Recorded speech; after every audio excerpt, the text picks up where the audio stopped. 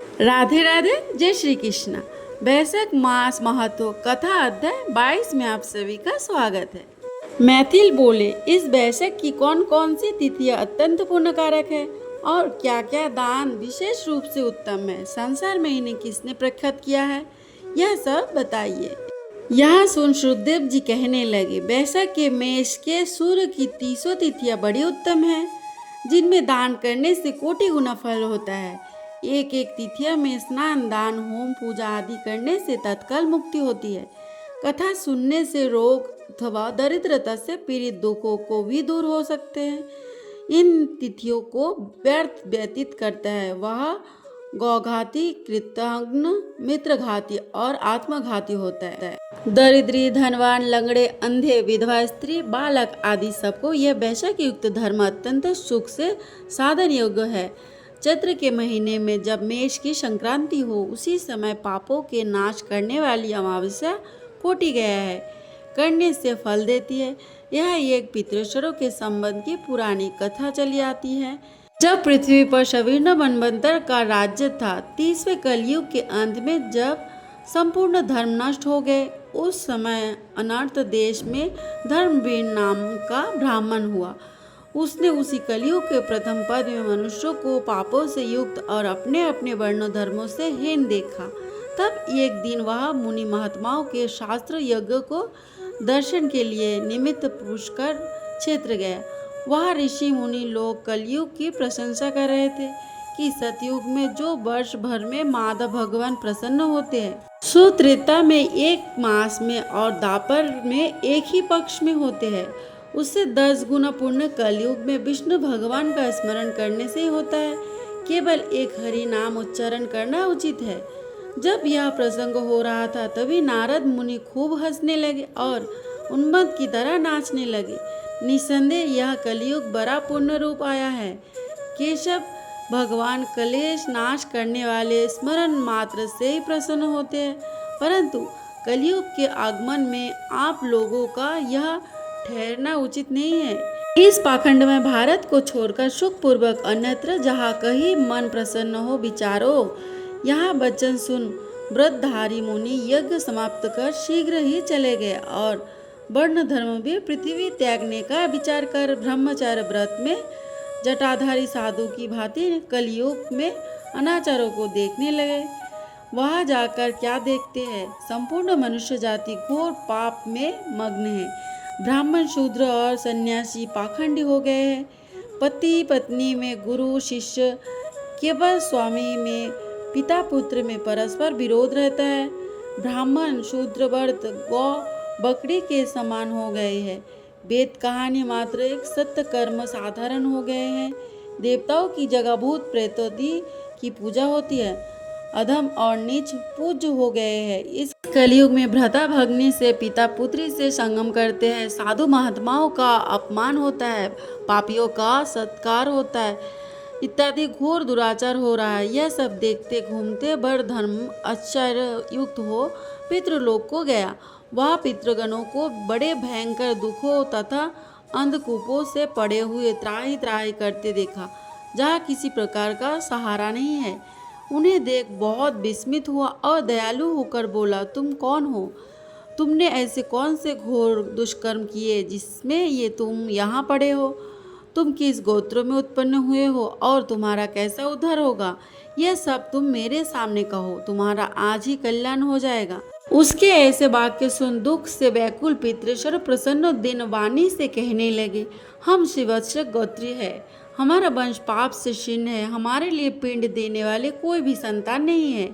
इसी से हम दुरात्मा अंधकूप में पड़े हैं।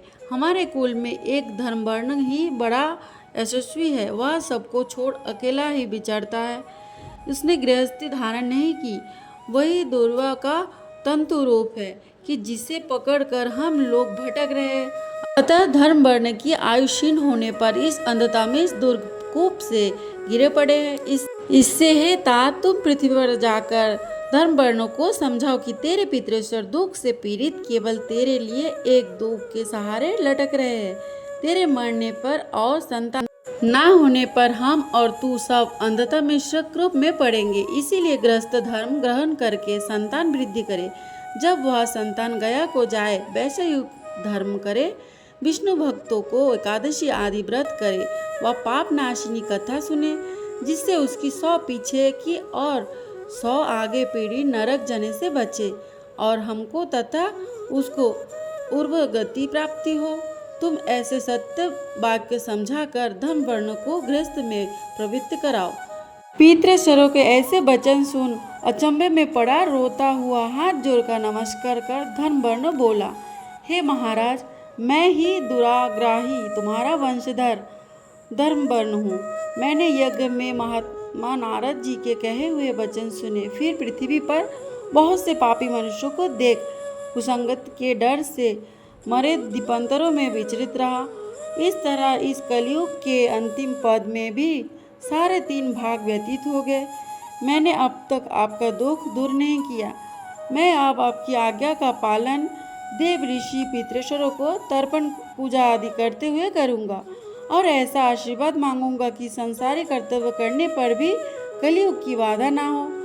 हे राजन, धर्म वर्ण के कहने पर पितृश्वर बोले, हे पुत्र, तू गृहस्थ धर्म में प्रवृत्त हो, संतान उत्पन्न करके हमारा उद्धार कर, क्योंकि जिसके घर में तुलसी वृक्ष, शालिग्राम, महाभारत आदि ग्रंथ है, जहाँ कथा सत्संग होते रहते हैं, हरि स्मरण कीर्तन और वैश्विक युक्त धर्म आदि शुभ कर्म होते रहते हैं, वहाँ कलयुग बाधा नहीं पहुँचाता।